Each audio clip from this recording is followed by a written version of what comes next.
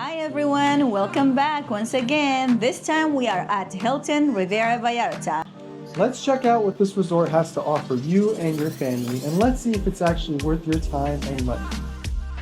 Tucked between the mountains and the Pacific Ocean, the Hilton Vallarta looks like the kind of place that's almost too easy to say yes to. Endless ocean views, all-inclusive everything, and a setting that feels like a pure escape. But after spending a few days here experiencing everything from the rooms to the food and the overall vibe, we realized there's a side to this resort you don't really see until you're here. So please, join me while I take you through the resort and show you what it really has to offer, and let's see if that famous Hilton name really lives up to its expectations. The resort is tucked into the cliffs along the coast, so the first thing you notice is the setting. Mountains behind you, ocean stretching out in front of you, and a pretty dramatic entrance that already feels a little bit more elevated than your average all-inclusive. But what's interesting is, it doesn't hit you with over-the-top luxury right away. It's more clean, modern, and calm. As soon as you step into the lobby, the real first impression kicks in. It's an open air, which means the breeze comes straight through, and right away you're greeted with these wide, uninterrupted views of the water. The view kinda does a lot of the heavy lifting here. After checking in and making our way up to the room, the first thing you notice isn't even the room itself. It's what's waiting at the end of it. Because every single room here at the Hilton Resort faces the ocean. And it's one of those views that instantly grabs your attention, and it doesn't get old. Once you take your eyes off the view for a second, the room itself is clean, modern, and really well laid out. You've got 2 queen beds, a small seating area, and the design leans more towards simple and modern rather than over-the-top luxury. Neutral tones, clean lines, and a space that feels comfortable without trying too hard to impress. The bathroom follows the same idea. A single vanity, a glass walk-in shower, and plenty of space. It's not an ultra high-end, but it's functional, clean, and it fits the overall style of the room really well. You've also got a fully stocked mini fridge included, which is always a nice touch at an all-inclusive. Quick drinks, snacks, and an easy access to everything without having to leave your room. But realistically, this is where you're going to be spending most of your time, the balcony. Having a private outdoor space overlooking the ocean completely changes the feel of your stay. Whether it's early in the morning or right before sunset, it's easily one of the best parts of the entire experience. I would rate this room a 7 out of 10.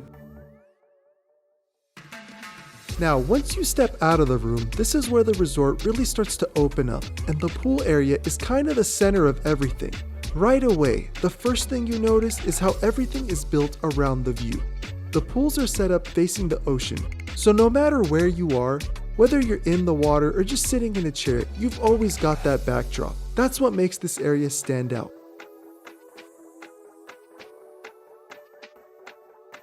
The main pool has more of a lively feel to it. You've got music playing, people hanging out, drinks flowing.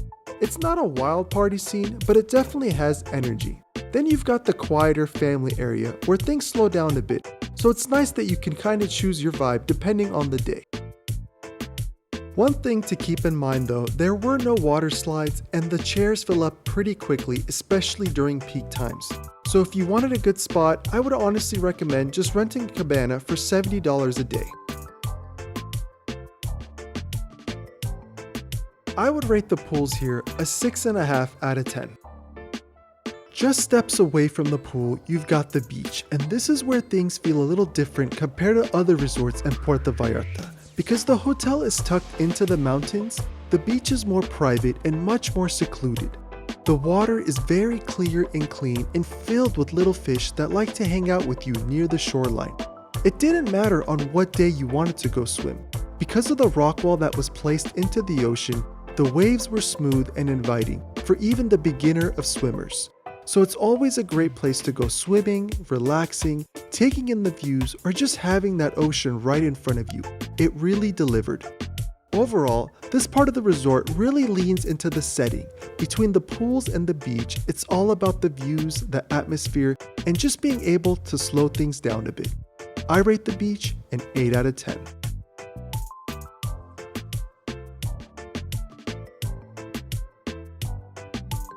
Now, let's talk about the food, because at any all-inclusive, this can really make or break the experience. And this is where things at the Hilton get a little mixed.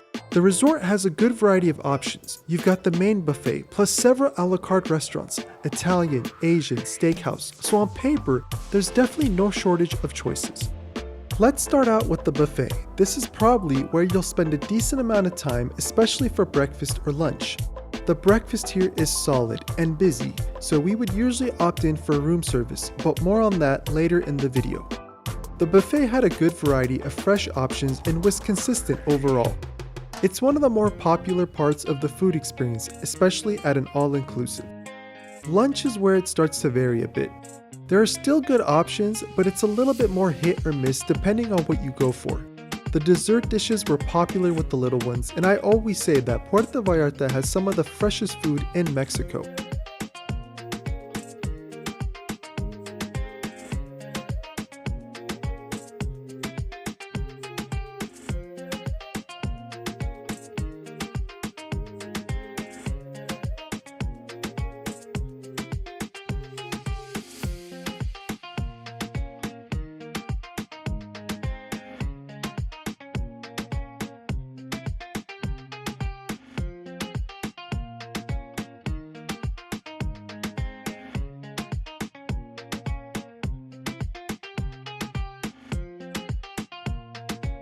They had a number of different specialty dishes from pasta to seafood and famous Hispanic stews, and would change up the dishes depending on the day of the week.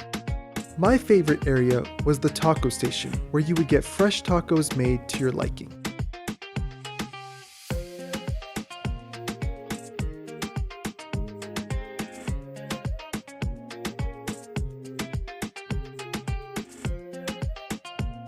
I would rate the buffet a 7 out of 10.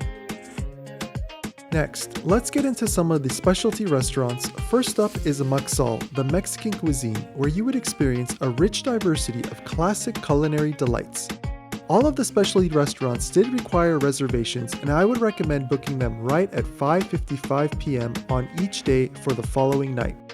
The earlier times were the better choices since the restaurants would be much less busy and the food would come out in a short amount of time.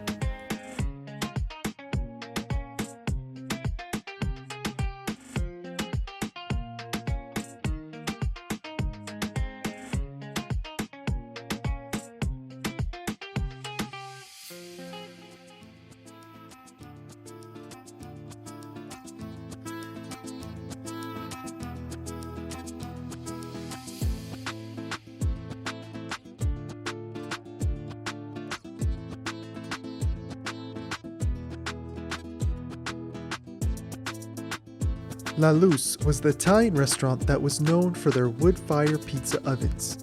The restaurant was named after the Italian word for light, and its name reflects its warm and welcoming atmosphere.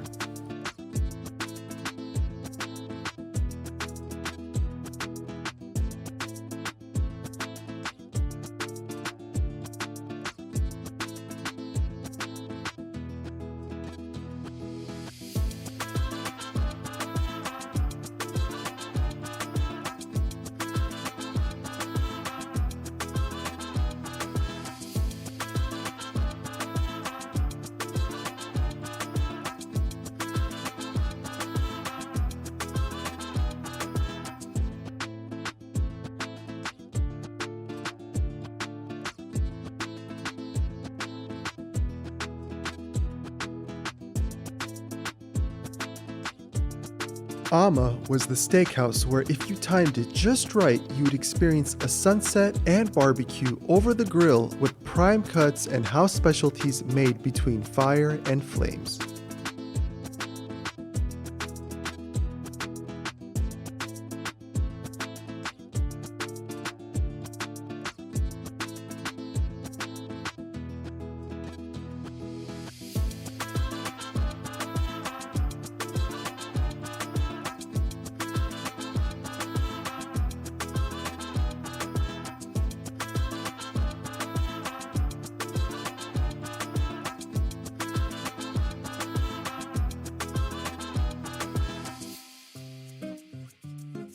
And finally, the last specialty restaurant was Sun-In Sushi, where the sun is shining into your eyes the whole time. No, but seriously, if you do make reservations, make sure to do it after sunset because that sun is no joke. The service here was definitely the worst that we received, from the welcoming at the check-in to the waiters, and the food did seem to take quite a long time just for a few rolls. The food was good going in, but bad coming out if you catch my drift, so proceed with caution.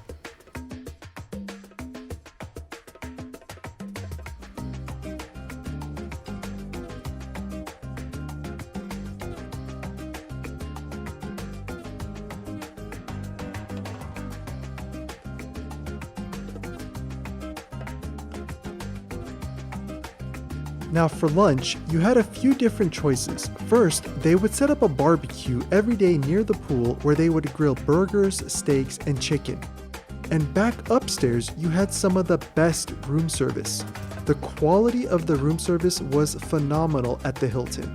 The breakfast and lunch had a nice menu, and the late night bites were a little bit more limited on options. To order the room service, you would use your personal phone and would choose a time slot and place your order, and they would usually show up a few minutes before or right on time with your selection. And they even had an alcohol list, which most all-inclusives don't do. We were really impressed with the room service and quality.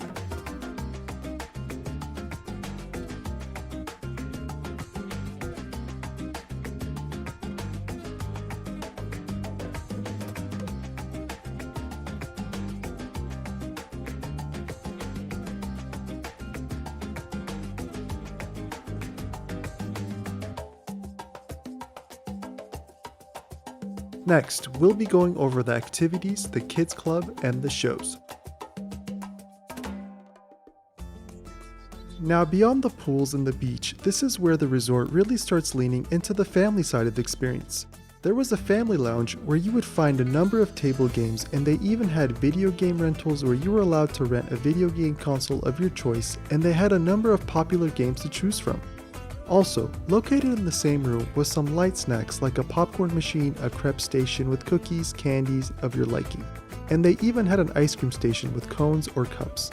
The family room was a hit with the little ones. And throughout the day, there's always something going on around the resort. You'll see pool games, music, activities for kids, and little events that happening to keep the atmosphere feeling active without becoming overly chaotic. And I think that's something the resort does pretty well. It keeps things entertaining without making it feel non-stop or overwhelming. For families, one of the bigger highlights is definitely the kids club. The resort has a dedicated space for younger kids with games, activities, crafts, and staff-led entertainment throughout the day, which gives the parents a chance to slow down a little bit and keeps the kids occupied. It was nice to drop them off for a few hours while you took some time alone. The Sky Bar was a popular spot to go to after you dropped off the kids at the club. A few quick drinks, the beautiful backdrop, and 2 adult jacuzzis. What more could you ask for? And for those that are brave enough to venture out of the resort, a quick Uber ride into downtown would get you into the popular downtown Puerto Vallarta area, where you would find local shopping, souvenirs, coffee shops, authentic foods. It was about a 10-minute Uber ride, and it wasn't much. We paid about $5 each way, and they would pick you up and drop you off directly in front of the main lobby. It was definitely worth experiencing and felt very safe even with the little ones. And at night, they usually have live music performances, themed shows, and entertainment in the main areas of the resort. Now if you're expecting a huge Vegas-style production, this probably isn't that kind of resort.